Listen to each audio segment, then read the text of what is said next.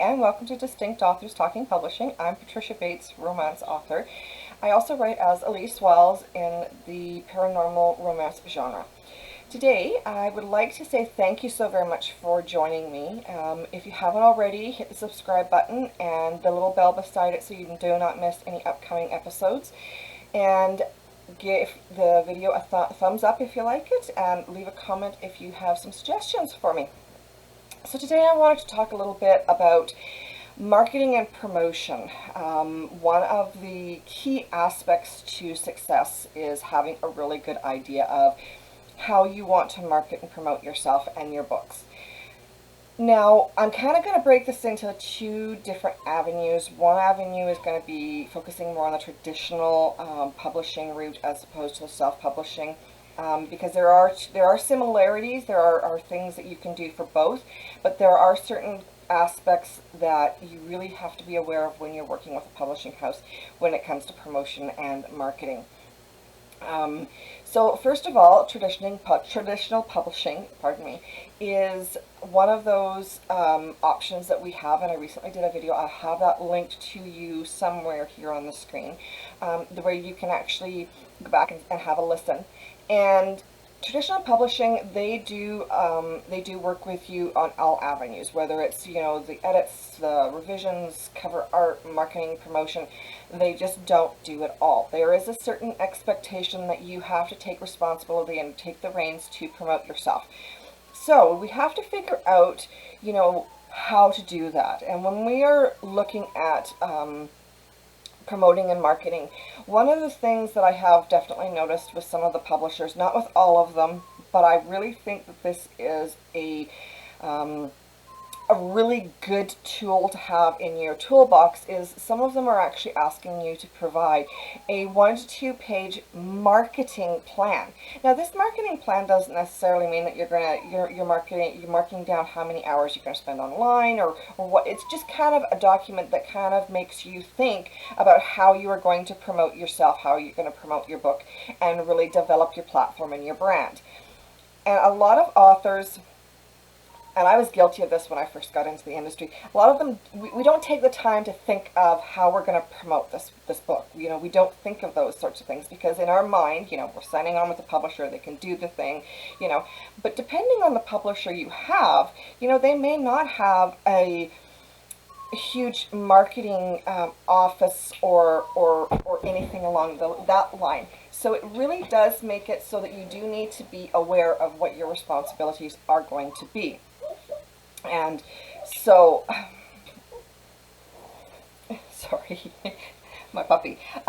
So really having an understanding of, who your readers are, where they are, what the demographics is incredibly important when you're first starting out, or even as you go, because until you actually have a platform where, you have name brand recognition, you are going to be putting in a lot of work to market and promote yourself and your books. And a lot of time you may feel like you're spinning your wheels in the sand and you're not getting anywhere. But it's all part and parcel of learning what works, what doesn't work.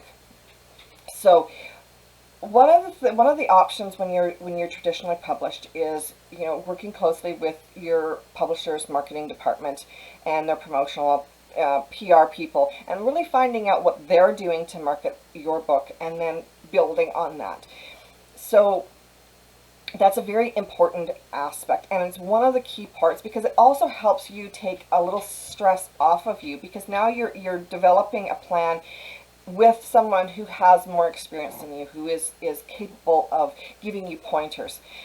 I have several publishers that I work with closely that I can say, hey, look, I want to do this for promotion. I want to do that for promotion. How can I do this? Is there some way we can do a discount code or something along those lines so that, I can spotlight this book or that book. And most of the time, the publishers that I deal with are very open to that idea. They're very welcoming to that idea because it indicates that I'm actually willing to put the effort in to market and promote and build my brand and build my author platform. So that's really beneficial. And I have found, too, with some of the publishers that I work with, they will, they will go out, on a limb and say, hey, look, okay, fine, you want to do this. Let's see, what do you need to do? What kind of things do you need that we could provide you with that would enable you to do this? Whether it's something as simple as consent to use their logo on something, or maybe you want to do your book cover in this way, or you want to do this, or you have the rights to the audiobook and you want to do an audiobook and you want to put it out, or something along those lines. Those are all really good points and really good keys of to expanding your marketing and your promotion. Now, you, of course, do need to create a physical presence online, whether you're using Facebook, Twitter, Tumblr, whether you're using Instagram, Pinterest. Doesn't matter which avenue you are going, you do need to have a physical presence online. And when I say that, I don't necessarily mean that you have to have everything in your life on Facebook, in front of your readers.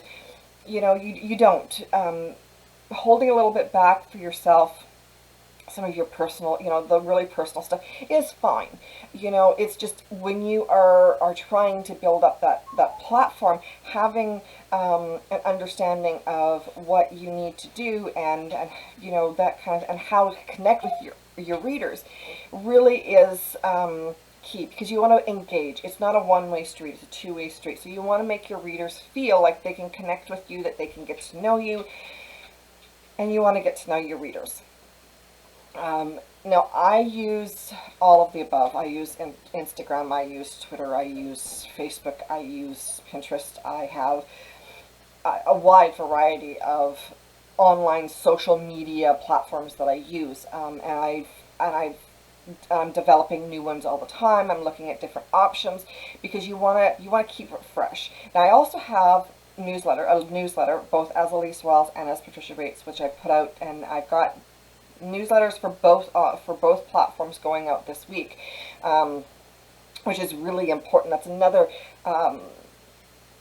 way to promote yourself, another way that you can get, develop a reader, a following, and it's very important when you're doing that. Now, that is something you're going to do whether you're traditionally published, whether you're self-published. Either option, you're still going to have to create that online presence, and that's going to be incredibly important to you, because that online presence is what's going to help you really connect and really be discovered by your readers. It also helps when you're doing those sorts of things with your website and your blog, etc., because it does help with online searches, such as your Google and your Pinterest and all these other ones, because people don't understand, but Pinterest is also a search engine, and it really is a valuable tool, because with Pinterest, you can create boards for books, you can create all these different visual options for yourself that people can kind of stumble across and find, and if they're engaging, then that's how you're going to keep your readers. Marketing and promoting your work is not a easy task. It is something that is incredibly challenging, but it can also be fun, having fun with it. Videos are a great way to really connect with your followers, because it gives a face and a voice to you for them. They can see you, they can hear you, and that's really important. Now, I've noticed that there are a lot of authors that are doing online live Facebook events, and that's a fantastic option. I really think that is beneficial for the reader as well as the author, because it gives us a chance to interact and really connect. So having that idea is really, or that knowledge is really vital. Before you get into any of that, though, one of the things that I have really found, and it's really proven to be extremely helpful for me, is to really sit down and kind of come up with the idea, and then really work at that, fleshing that idea, building up on it, so that you understand exactly how much time it's going to take. Having that sense of, oh well, if I do this and I do a contest on Facebook, for example, I'm going to have instant results and everybody's going to flock to Amazon and buy my book. It doesn't necessarily work that way. You have to understand, regardless of what avenue you've going, whether it's traditional, whether it's self-publishing, you really need to understand that your efforts are one simple step on the road ahead. So it's not, I'm going to do this and I'm going to make a million. You have to understand that each activity you do, everything that you try, it may work, it may not. You may have really good results, you may have no results. But understanding, you know, those things and really being aware of that and really being relaxed with yourself and not being hard on yourself and being really mean to yourself because something doesn't work is key. It is a learning curve, and you really need to have that awareness and understand that, and really do not look at it in a negative sense. Now, I myself, I do have resources that I have used in the past where I have come up with ideas, and I kind of flesh them out and I come together with them. And I'm more than happy to share them. I will actually put a link down in the description box for everyone as well. And you can go on that link, just fill out your name, your email, etc., and I will be more than happy to send you the documents that I use for my marketing and my promotion ideas and how to flesh them out and see what I need and what I, you know, those sorts of things, so that you do have access to them, and then that way it kind of gives you a little bit extra more than what's in the video. So yeah, so having that understanding, you know, that marketing promotion is a big part of success for your writing is one of the things that I think people maybe overlook a little bit. So don't be scared to just jump in with both feet and really look at the different options that are out there and explore them. You know, don't be shy to, you know, to phone up your local bookstore and say, hey, look, can I do a signing? Or your local library, or, you know, depending on where you're at. If you're in a larger city, you may be excuse me, you may be able to actually go into a chain, like a brick and mortar chain store, for example, like Chapters or, you know, something like that, and really sit down and have a good book signing, book reading, and understand that. When you're doing readings and you're doing signings and you're doing these sorts of things, if you're using a bookstore to do that, understand that they do some of the promotion, but you also need to promote the event yourself, and understand that they are also looking at the whole process. So you may wind up needing to really read the agreement, because if they may have requirements on the number of books that you have to provide, or they may have you know, a really high consignment fee. So you really have to understand that. And I will be more than, I'm actually working on a video right now that talks about consignment fees for bookstores, you know, what you're responsible for, those sorts of things. And I'm actually hoping to have that coming out here very soon. So those are all options for you.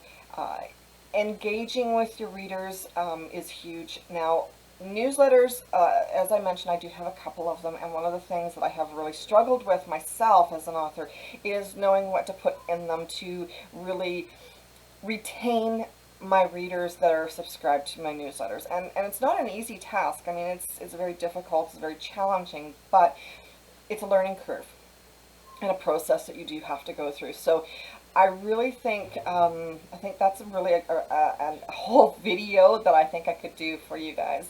And I will actually do one up for you where it talks about what to put in a newsletter, you know, how to find out what's working, what's not working, you know, those sorts of things. So I will definitely be doing up a newsletter themed video, which I'm hoping to have out fairly soon. Actually, I might actually do that one next, or within the next couple of weeks. I'll look into doing that one up.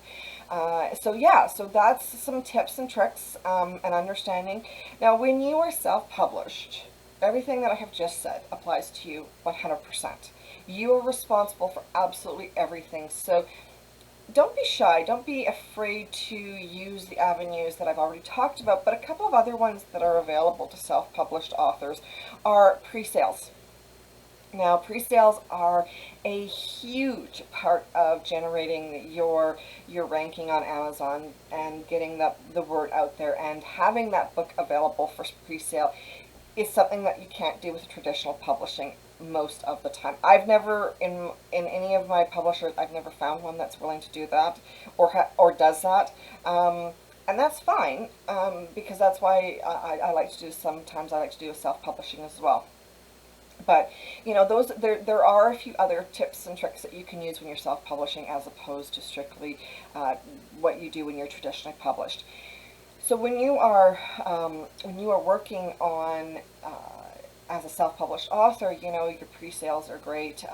Doing book trailers, and doing author interviews, those sorts of things really do benefit you, because they actually engage with the reader in a different way, and it's a different platform that you're using, as opposed to the more traditional ones that we often see, like Facebook and Twitter and Pinterest and so on and so forth, all those social media ones. Um, Blogging is another one, making sure that you're doing blog tours. If you can get on blog tours, that's fantastic. And really trying to engage with readers to get reviews. It doesn't matter whether you're traditionally published, self-published. If you can get reviews, the more reviews you can get that are posted onto Amazon, the better, because the more you have, the better your ranking goes. The higher you go with your reviews and your ranking, the more likely Amazon is to actually promote your book. And that's a whole different ball of wax when it comes to how you engage with Amazon, because they are, at least North America wide, they are probably one of the largest, if not the largest, point of sale. Now, that isn't to say that you're not going to sell on Barnes& and Noble or any of the other sites that are out there. I'm just saying that speaking numbers-wise, percentage-wise, Amazon has the biggest percentage of sales for authors than any of the other ones in North America. Once you leave North America, it's different. Europe is different, but in North America, Amazon's the big one. So you really kind of have to engage with them in some fashion. Reviews of course, are one of the big ones. One of the things I think is really important when you're looking at your marketing and promotion, of course, is your end game of where you want to be, but also understanding some of the milestones. For example, so if you're running you're running a campaign and you're doing ads and stuff, and you're looking at trying to get reviews. When you start getting those reviews, that's a milestone. That's promotion that is obviously working. So having that is key. And don't be afraid to start marketing and promoting months before your book comes out. I've got a book coming out this year. I do not have a finalized release date, nor do nor do I have a title nailed down, because my publisher and I are actually in the process of retitling it. So I don't know what the title is going to be, and I don't know what the end release date is going to be. But I'm still promoting it. I'm still saying, hey, look, this is coming out. This is what the book is about. Giving my readers a chance to see what I've got coming out is huge. And it gives them a chance to go, oh, hey, look, this is coming out, and it builds that buzz. So I really hope that you found this video helpful, and that there were some really good tips and some really good tricks that you can use, some things that you maybe not have thought of before that you can use in your promotional campaigns in the future. If you like the content, by all means, subscribe. Leave me a comment if you have any questions or maybe a suggestion on what you do to engage with your readers. I would love to hear from you. And we will talk to you very soon. Have a fantastic week and a blessed day, and we will see you again next time.